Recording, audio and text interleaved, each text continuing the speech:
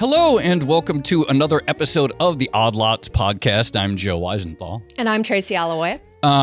Tracy, we've had a number of episodes about tech and some of the excesses of the VC boom, et cetera, maybe the softening labor market. But it's one of these topics that we can't talk about enough because it's so critical, I think, to the markets, to the economy, and so I think ambiguous about where the industry is going next. No, absolutely. So there's two big things that seem to be going on right now, or two big questions. And the first one has to be, we've seen a lot of layoffs in the tech sector. And I guess the question is that reflective of the broader economy, or is that something tech specific as a more interest rate sensitive part of the economy? And then I guess the second thing is, tech was one of the big winners of the pandemic era. And how much of that is getting rolled back now? How much of, you mentioned excesses, how much of the excesses are being taken out of the system? Well, and then I would say the third thing, which is that, and it just really leaped to the public consciousness in the last several months, is people being very aware of AI and these questions about we had this sort of era of what we thought of as a software company over the last decade. These software as a service companies, VC funded, et cetera. So in addition to the macro questions about hiring, in addition to the question about financing, there's this question what's going to happen with tech business models and how upended will be and what that's going to mean for existing talent and where the money is going to flow from all that. And I think everyone has posts and threads on that, but I've never found something that's that's that compelling. No, you're right. There's a lot to talk about. So I'm very excited because today we're going to be speaking with a guest that I would say has really been, I was going to say at the forefront of two sort of major epochal tech trends, but I kind of actually think it's 2.5. Because there was the Web 2.0, social kind of user-generated internet. And then there was the sort of the SaaS boom, software as a service, et cetera. And then in the last few years with work from home, tech that enabled work from home, which is almost its own distinct kind of story in my view. Yeah, someone who brings those mega trends together and maybe might be on the verge of another mega trend. We should ask. Well, the perfect person to see if there's another mega trend. So we have the perfect guest. We're going to be speaking with the one and only Stewart Butterfield, the co-founder of Flickr, the photo sharing site, the co-founder of Slack, the workplace messaging app that everyone used that eventually sold to Salesforce, recently stepped down as the CEO of Slack. And so Stewart, thank you so much for coming on. So I got to say, I meant to say what's also interesting here is both Flickr and Slack, as far as I understood it, originally started because you wanted to create an online game company. And both of them had to pivot into these mega world-changing hits. So I guess my first question is, are you working on a new online game? I am not. I get asked that a lot, and maybe As the cliche question. It's a good warm-up. Okay, but you're not right now. No, I'm not. Okay. So, maybe we should start with the the pandemic boom, because Slack really became the sort of poster child for the success of SaaS in 2020 and 2021. And you also had a kind of famous Twitter thread where you explained what it was like being on the front lines at that moment in time. But talk to us about, how would you characterize that experience? Because looking back on it now, there is a lot of talk about maybe there was overhiring, maybe there was excess in various ways. But how did you experience it? Yeah, that was a big moment, the March of 2020. But I feel like it really started 2015 or something like that. I was looking back through some old interviews, and I think it was 2015. I might have the years a little bit off. Slack raised money in a $2.8 billion valuation, and people were like, "Well, that's crazy." And even back then, it was apparent, and we would say in interviews, "This is just zero interest rate. This is what happens." And so I think that kind of boost, that I don't know, to say rocket fuel, but rocket makes it sound I think it is kind of like rocket fuel. Propelled us all the way through. And even, before going back, I guess, 2015, 2016, we launched in 2014. We had $1 million of ARR the following week. I think it took us about 18 months to get to $100 million of ARR. And that growth was crazy through that whole period and then accelerated in March of 2020. I think the excesses are maybe not a different story, but I guess there's two parallel tracks. And one is like the Google, Facebook track, which is they make a lot of money. And so there's no real constraint on hiring. And then there's the VC-backed company, which is they raised a lot of money. And so there's no real constraint on hiring. But absent those constraints, you hire someone and the first thing that person wants to do is hire other people, right? Because it's a very obvious signal, and it's very true, that the more people who report to you, the higher your prestige, the more your power in the organization, the higher your compensation. Building, right? Yeah, exactly. And even if it's like a 2-person empire, it's something like if you're you become a manager, you want to become a senior manager. If you're a senior manager, you want to become a director. And it's a very powerful incentive. So if you hire 1,000 people, you have 996 people, or roughly 100% who are like, I need to hire. So every budgeting process is, I really want to hire. And that to me is the root of all the excess, because if you don't have the constraint of, we just don't have the money, if you're manufacturing lysine or something like that, like a 70-year-old industry where there's a lot of competitors and all the margin's been taken out of it, you can't do that. And if you have infinite money, either from being a monopoly on search engines or having VCs give you lots of money, you can get rid of that constraint altogether. So, you mentioned like this sort of like this flood of VC money, and maybe like the sort of zero interest rates or cheap money was like a sort of jet fuel or rocket fuel for it. But on the other hand, like there was something real going on, because the entire way the world consumed software massively changed, probably between the great financial crisis, between then and the pandemic. So I don't know, how would you weight those two different factors? Like, sure, there's the cheap money and the VCs, but also like there was this like real shift in corporate spend on technology. Oh, absolutely. Yeah. And sorry, I didn't mean to underestimate that. But I do think for listeners, like it's easy to characterize the last decade like sort of dismissively, right? As like, well, cheap money VCs, but like something real like really did change about how the companies use for sure technology. Slack launched in the beginning of 2014, so not quite 10 years ago. Still, it's like 9.5 years in, and it's at a $2 billion revenue run rate. And we went public 5.25 years after we launched, and were acquired by Salesforce a couple years after that. So that's very real. Like it's not many companies in the world ever get to $1 billion in revenue. Right. And that's a real change in people's behavior. That's tens of millions of people who spend hours and hours a day in a fundamentally different way than they did before. Can you talk to us a little bit about, so Slack launched in 2014, as you just mentioned. And since then, I think there's been a lot of competition from the big incumbents. Microsoft would be the obvious one. But what is it like? I feel like there's always sort of mixed feelings in Silicon Valley about startups versus incumbents. Because on the one hand, you think of a startup, maybe they're more innovative, maybe they're more flexible in what they can do. They can zig when others are zagging. But then you do have these giants that just have lots of money, lots of capital, lots of talented engineers that they can throw at these problems and either acquire you or maybe do a similar thing with their own resources. Yeah, it's funny. I used to go back to Wikipedia's kind of registry of what the components of the DAO were. And you can look like 100 years ago today, it was American Leather Corporation and, I don't know, U.S. Steel, maybe it wasn't quite, but like the first tech companies were Westinghouse and General Electric and a couple of Amalgamated Jute. Yeah. And everything has a life cycle, roughly. There's a couple of companies that survive for 100+ years. But all of the, and I was, now we should all say the word HEGEMONY at the same time so we can see what the real pronunciation is. Okay, but 1, 2, 3. Hegemony. Okay, good. Oh. Okay. What two? Hegemony. We actually did a whole episode about the US dollar recently hegemony. where we said this quite a lot. Yeah.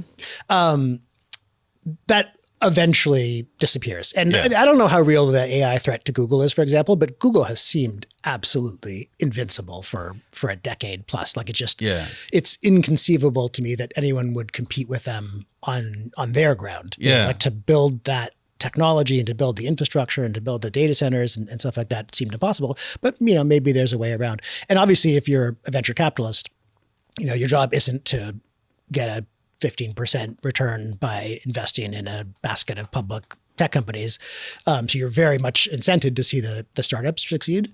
But they're also, you look back over the last 20 years, or even just make it from the great financial crisis, the last 15 years, it's been a lot of value created. I mean, not just in like, funny money, but like a lot of revenue, a lot of shift in how business is done, and a lot of huge successes. Well, I'm sure we're going to talk more about like AI and how that's going to change the whole world. But it is interesting to me that like the one big publicly traded company that like a lot people are giving a lot of credit to for AI is Microsoft, which was like the dominant tech company 30 years ago, 35 years ago, probably. Like, does that surprise you that like the biggest, like powerful juggernaut, and then of course, obviously with the Teams versus Slack competition, just like that there's this in this industry that's supposedly so disruptive and like so competitive that there's like this company and a couple of companies that are just so like seem rock solid. Yeah, I think that one, it's interesting. Very effectively done. But the AI tech is all open AI. Sure. It's like it's a partnership. But they were like ahead of it, and they like got, they did make that investment, and people are excited like, oh, they're going to integrate it with Word and all that stuff. So it's like, tech aside, like people are giving the company a lot of credit for how they're positioned in this. Yeah, it's using their enormous resources, huge profitability as leverage to leapfrog into the next thing. And I think it is very impressive. This was sort of why I asked that question about, Microsoft versus startups. But like, talk to us about what are the pros and cons of a smaller tech company versus a bigger tech company? And, you can shade it towards AI or talk about tech in general. I mean, I think it's just classic innovator's dilemma. People become, when you have nothing to lose, then you can take any risks you want. And if you have a lot to lose, then become much, much more conservative. I mean, I think Google and AI is a great example, because obviously if you asked anyone 2 years ago, who's the greatest company when it comes to AI, everyone would have said Google. Right. 0% of people would have picked Microsoft at that time. And why aren't they in Microsoft's position today? I think a lot of it has to do with that conservatism, because, they see we can release this thing and then it says dumb racist stuff and then we get in trouble, or we release this thing and someone relies on it and then someone gets injured or killed in an accident. Or you can come up with a million reasons. Like, I was talking to the CEO of another company once, and we were just talking about, we're just complaining. We're like, oh, our life is so hard. But he was saying, they're at a board meeting and the board said, you really need to hire someone doing risk and compliance. And he's like, okay. So hires that person. And then the first thing that person does, like I started earlier, was they need to hire 2 more people. Because they need, there's a lot of work to do. We haven't had anyone in risk. We got to catch up, and we got to make sure we have the right policies and stuff like that. Fast forward 18 months, and they're doing the agenda for this board meeting, and someone tells him that they're going to have 8 people from the risk team show up. And he's like, 8 people? How many people work in that group? 23. So this is like, over the course of 18 months. And every single one of, it's just like the classic incentives. They get 0 upside if they say yes to something, and they have this powerful incentive to say no to everything. Infinite downside, basically, if they mess something up. Yeah, exactly. Well, beyond just risk, however, like thinking about Google and AI, like it is like, AI inference, I guess, is like costly, right? In a way that a search is not. Like people seem to like, you kind of have to pay for it. ChatGPT is a service that people pay for. Like Google has been free. This, has always been free. Seems like some of the AI tools may not be as conducive to an ad sales model, since the answer is right there rather than taking you somewhere else. And so I'm curious, like this tension that exists in Google, where that maybe like AI is like kind of like I hate to use the word paradigm because I don't know what it means, but a different business, like the business model of AI is different than, say, the business model of search. All these companies, like, will many companies, whether large or small, sort of find that in a more AI-driven world, like there's a real business model shift, even setting aside like some of like the risks associated with it right now? 100%. And I don't know that either I'm smart enough or I've thought about it long enough to be able to predict all the way out, obviously. But something like, image licensing for stock photos, that seems like a business that I wouldn't invest in today, when you can just go to Mid-Journey or whatever. And then they'll get better and better. I think some big stock photo site just like had a buyout site for a buyout offer for a few billion. I don't know what's going on. Anyway. Oh, yeah. There's a funny story of a guy that said, if someone gives me $4 billion, then I will buy Getty Images. I will do that too if someone gives me $4 billion. Okay. But yeah, so there's like a pretty trivial example, but I think the longer term, it's a little bit harder to know how like the knock-on effects, because you think about previous waves of technological innovation, and I don't mean software or computers. I mean like just going back to steam power and stuff like that. It would have been tough in 1840 to kind of predict the impact of railroads on the world, and then the automobile, and all those technologies. But they really become part of us because when you think about, I used to use this example of Slack all the time. If your job is to dig ditches, you can only dig so many ditches a day. And if you are given a backhoe, you can dig, 100 times more, 500 times more, whatever the multiple is. But those technologies come with, I think there's a better word than risks, but they come with additional risks. You can like accidentally knock down a building with a backhoe, and you can't accidentally knock down a building with a shovel. We get to the point now where there's this incredible augmentation to our memory, to our ability to think. I remember going to the library when I was a kid and having to talk to someone, and then they can maybe find the book, maybe they can't find the book. And now it's like anything I want to know. The little card catalogs. Yeah, exactly. I can just like type in a couple of words. I don't even have to spell the words right. Like I just have to like kind of gesture at the words that I want, and Google will return everything I could want. What does that do to us long run? And I think, we're living with the effects now, and this is pretty well recognized, of what social media does and the doom scrolling and the, changes to our physical posture because we're looking down at our phone all the time. And I would really compare this to, you have a couple 100,000 years of evolutionary pressure to seek calories. And then today we live in a world of effectively infinite free calories for everyone. And so a lot of people get diabetes. And we have a couple 100,000 years of evolutionary pressure towards acknowledgement and recognition and all these social signals that suddenly you can get 1,000x what you used to be able to get, and you end up with a kind of cognitive diabetes. So when I say the long-term effects are hard to recognize, both in AI and just in what technology does to us as human beings in general, it can take a while for us to catch up. Like the Thames and the Charles River used to catch on fire routinely in the end of the 19th century. And we kind of figured out how to have the benefits of the Industrial Revolution without those negative consequences. I think we'll do that with all kinds of tech, but it might take a generation or two. Just on the business model idea, can you talk to us about how tech companies actually make money off of AI? And here is where I, very embarrassingly confess that I still don't really understand what Salesforce does. And how they make money. This is the big question. We're gonna have to let's segment this for TikTok, because a bunch of people have this question and no one has ever had the chance to get it answered. So we're gonna have to do a little online segment of Stewart's answer to this. Okay, so I guess my question is, one, what does Salesforce actually do? How do they make money? And then secondly, if a company like Salesforce were to build something like OpenAI, how would they actually derive money from that product? Yeah, it's a good question. And I think that Salesforce is actually really well positioned to take advantage, because here's what it does. I mean, obviously, it makes money by selling software to people. And it was the first to say, rather than just pay us $100 and you can have the software and run it on your computer, like we used to do with floppy disks and stuff, we're going to sell it to you for much cheaper, but you got to pay us every month or every year.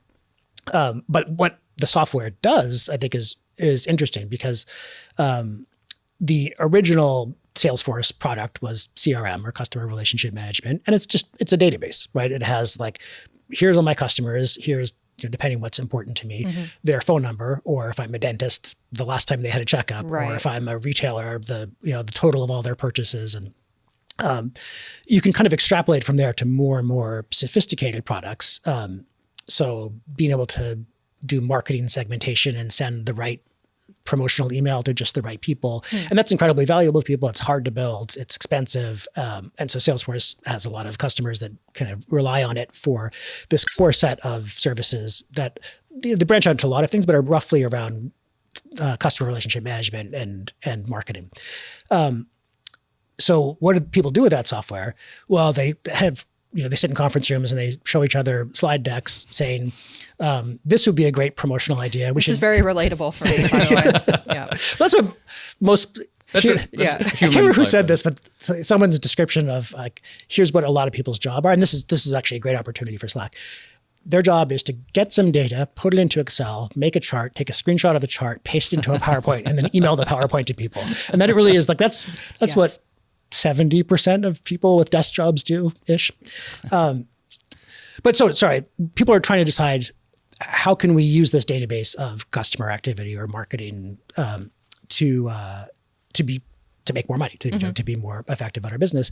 And that's almost certainly something that AI will do better, or at least, having an AI co-pilot alongside of you. So AI could, for instance, like look at your proprietary database. I mean, the software itself is not proprietary, but the data within it is unique to your company, and maybe spot like opportunities within it that you as a human wouldn't have thought of. Yeah, Something absolutely. like that. I mean, so both like people who are professional investors, I love the stories of, they drive outside some parking lot in the mall and see who's, which retailer has the most cars parked in. This is my favorite genre of sell-side research. It's when they send the analysts to like the shopping mall to look at foot traffic and stuff like that. But people do that inside their company too, right? They're looking for opportunities. Should we sell more of X? Or should we sell more of Y? Should we sell more online? Should we, open more smaller retail outlets so that customers can come in and see the product? Or should we concentrate on whatever? And I think most of that stuff is you're going to do a better job with some companion, let's say, that finds those patterns more easily, because they can just the AI. Yeah. I have this image of Clippy coming back and being like, have you considered? Well, they can think about things much faster than you. Well, the other area, and just as you said, customer relationship management, it seems like AI would be really great at like remembering birthdays. And for a salesperson specifically, it's like, hey, how did, your daughter turned 16. Did she get did she need driver's insurance or something like that? And then it's like, well, does the salesperson even need to like pay attention, or can they just put in a rule that says every time I have a client that, has someone in their family that has a major life event, and just send them a message and something that seems like it's coming from me. And so like, will it be good enough so that like salespeople can like talk to 100 clients in a day versus 10, and not maybe like 2 out of those 100 times say something so embarrassing that it destroys their entire reputation. Yeah. Well, I don't know if it's good news but whatever. The fact is that people have done that for a while. You don't even need AI to kind of like automatically get a prompt. You're sitting at your desk and it pops up and says, you should email. Or I got a happy X. birthday from the dentist, and it's like, Yes. I'm not under the illusion that the dentist is like paying attention to my. But I get a lot of, and the dumb version of this is, SDR, sales development representatives, or like kind of people who are trying to drum up some business for a company, send a lot of email. I think I probably get a disproportionate amount of this because I'm in a bunch of databases as a CEO of a company who will buy software from you. So I just get all of these ridiculous pitches like, hello, Stewart, I couldn't help but notice that you are the CEO of Slack Technologies Incorporated. And like something that a human would never, right? We get that people think that we can make purchasing decisions on behalf of Bloomberg all the time. So I think better versions of that, but I think even more, remember Google demoed that voice assistant that would call and make an appointment at the hairdresser for you? And it was like, it even like, it paused and said, and stuff like, it was very convincing. This image of like, I'm a salesperson and you're a buyer at some company, and my AI automatically generates this long email to you, and then your AI reads the email and summarizes it and just says like, Stewart has widgets to sell, and then your AI generates this long response to me, and then my AI reads it. I can imagine a lot of activity just becoming like AI to AI. Yeah. So this was going to lead into my next question, and I'm trying to think about how to phrase this, but you can imagine how AI would be very, very relevant to an application like Slack. But I guess the question is, how extreme do you think companies will go here? Because, there's a big difference between having a companion, as you put it, who is helpfully pointing stuff out and maybe, going over your data and spotting things that you wouldn't have seen otherwise. And then at the other end of the spectrum, you can also imagine where you have, someone who actually uses AI basically to do their whole job. You could just automate responses to Slack and retreat completely from that communications platform. So how far do you think companies will go with this tech? Yeah, I think they'll go all the way. And where I don't know what all the way is, by the way, but there's I used to use this example all the time. Ben Evans, who is a former VC, I guess, Andreessen Horowitz, wrote this great article called Office Messaging and Verbs. And in the beginning, he takes these stills from the movie The Apartment, Jack Lemmon and Shirley MacLaine. It's 1960, and Jack Lemmon works at an insurance company. And there's like all these, so like early in the days of office buildings, all these shots of like long rows and columns of desks. And on his desk, there's an adding machine, there's a typewriter, there's a telephone, and then the people come by with the push carts, with paper on it, and they'll put some paper on his desk, and then he'll perform some calculations and then type up the results, and then put the paper on the other side of his desk in his outbox, and someone will come along with a trolley and take that. He's literally a cell in a spreadsheet. It is exactly what he's doing. It's like take input, execute formula, produce output, and that's what Ben talked about. Each floor of this insurance company's office is like one worksheet in a big spreadsheet. The same number of people who work at insurance companies today, no one does that anymore. So when you say that people do their whole jobs with AI, that'll last for a little while. Let's say if you're a content marketer, and honestly, AI couldn't do worse than most of the garbage content marketing. Fact. But eventually people would say, look, that's not your job anymore. Like, no one's job is to perform arithmetic. And that's a good way of looking at it. I just remembered my first job at Bloomberg when I was an intern was to monitor the fax machine and to actually like bring the important faxes to someone. And that job has thankfully gone away. And I don't feel that bad about it. Over the last, I think, 100 years, the pace at which jobs become obsolete has definitely increased. So I'm like this idea that, tech will not end employment as we know it. It'll likely change, and certain specific careers or categories will go away and new things will be created. But as someone obviously in your career who has hired many engineers and coders, and this is a whole nother aspect of AI, is like people are kind of blown away frequently. Like, how do you see like that specific changing, or will there be any change? Coders specifically are freaked out, right? And is there going to be an infinite demand for the skills that we call coding or engineering today, or will like what we think of as a coder sort of be a different skill set? It's a little bit harder to extrapolate, but definitely it will become different. But even people kind of tending to these machines who are generating code for them, software is really hard to make, and it's like surprisingly hard, and that's why there's so much crappy software. I don't know exactly what their supervisory duties will be, but it is going to be just like any wave of technology. It's like this massive augmentation, and then people end up moving higher up the value chain.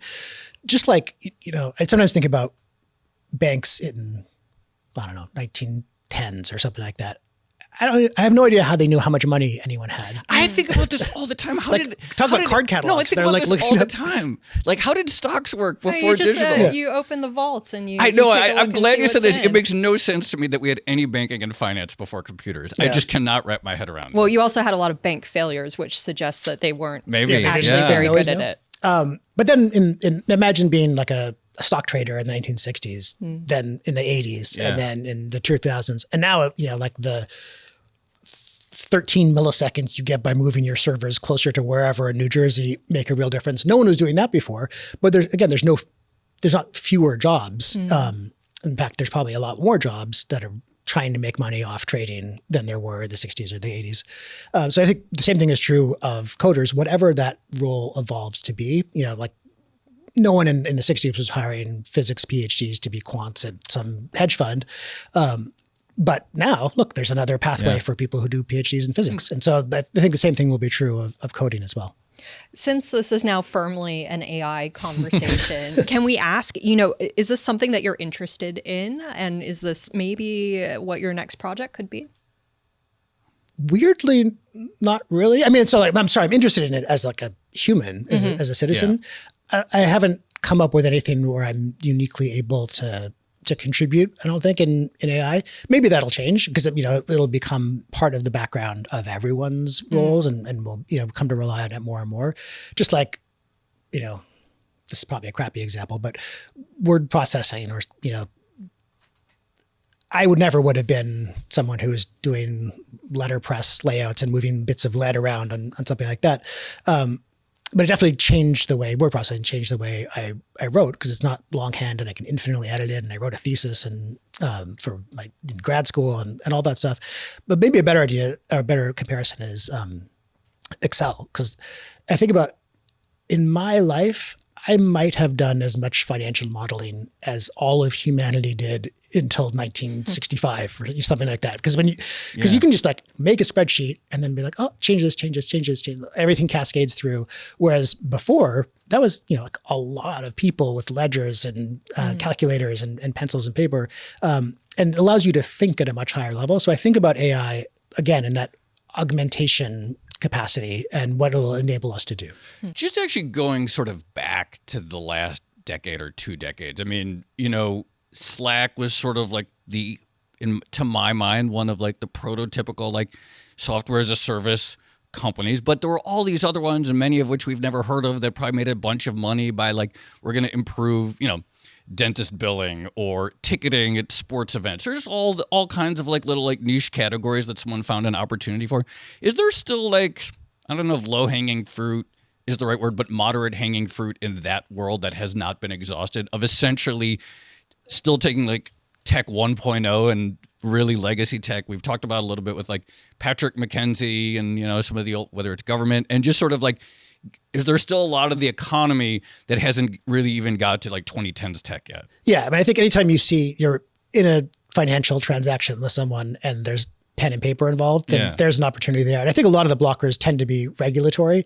So like when you go to the doctor and you're given like 7 pieces of paper and you have to write your name on 5 of the pieces of paper. Yeah. Sometimes you have to write your name 2 times on the same sheet of paper and the date over and over again. That's a regulatory block. And it's all. This is also my big gripe about fintech, right? Which is you get a bunch of people going like, oh, it's ridiculous that we're still writing checks nowadays or doing this or doing that. But often the reason is a regulatory constraint versus a technological one. Yeah. So I think where eventually those regulatory dams break because, maybe I shouldn't say that with such confidence. But I can't imagine that 100 years from now, we're still getting 7 pieces of paper when you go to the doctor's office and have to write our name on 5 of them. But I think there's a lot of opportunities for real improvement, and the low-hanging fruit maybe never ends, because as soon as you automate some layer and people start operating, at a higher level, the people who are doing financial modeling aren't doing arithmetic anymore. They're thinking about the business. Then there's new opportunities for automation that come at higher and higher levels. And that's what we really thought about at Slack. The ability this is maybe a little bit abstract, but we thought about Slack as like a messaging bus inside of a computer. It's the like interchange or the traffic controller for all the thoughts that people are having. And a lot of those are just like, want to get lunch or something like that. And some of them are, here's my extensive proposal for next quarter's blah, blah, blah. When you're able to improve the efficacy of communication versus I'll send a paper memo that we can schedule a meeting and it's 3 weeks from now or something like that. It opens up new possibilities. And the same thing is true with every bit of automation that you can do. There's a huge amount of business processes that are essentially humans translating between one database and another because the databases aren't connected effectively. And eventually those databases become connected effectively and people move up the chain again and get to work on harder stuff, or I guess, stuff that produces more value. AI to standardize databases would be amazing. Yes. Just on the topic of constraints and going back to the first part of this conversation where you were talking about how, a lot of the empire building or hiring boom that we've seen in tech companies was potentially driven by low interest rates. And, you didn't have a financial constraint on the amount of resources you could accumulate. It does feel like in 2023, Silicon Valley, the tech industry in general, is in a very different financial environment. We have higher interest rates. We just saw Silicon Valley Bank fail, and that seems to have taken a big chunk of potential liquidity out of the market. How do you expect that to impact the industry? And what are you seeing now? Well, obviously, we've seen a lot of layoffs, and I think probably, I never want to suggest that being laid off is a good experience for anyone. For the companies, it's almost certainly a healthy thing, because a lot of companies are, that have 20,000 people could probably do what they're doing with 12,000 people or something like that. The higher interest rates, I think, I don't know. I don't want to say that they're good, but you go back to 2009, which is when the company that ended up becoming Slack was founded. This is, like March of 2009. So I just said we're still probably in the great financial crisis, or maybe just getting out of it. And if you're a venture capitalist like Excel, you could buy 20% of what became Slack for $5 million, and then you end up making $4 billion or something like that. So I think if you're a VC, it's probably not all bad. Some of your existing investments, I think, lost a lot of value, and maybe you're going to have to defer realizing a lot of gains that you might have realized much more quickly a couple of years ago. But over the long run, I don't think it's a net bad for them. For the companies, it can be a net bad. Can I ask a sort of cultural / economic question, which is I think Slack is like an acronym for something, right? Yeah, it's unclear. So we have a log of the conversation. You're the one who created it. Well, we have a transcript of a conversation we were having internally where I suggest it as searchable log of all communication and knowledge. But I'm not sure if I'm not sure if we came up with the name Slack first. I think Slack is catchier, I got to say. Yeah. But the reason I actually asked the question is because the last decade, in addition to everything else, was characterized by labor market slack. And so I always think it's sort of interesting that this big company, Slack, was came of the decade of loose labor markets.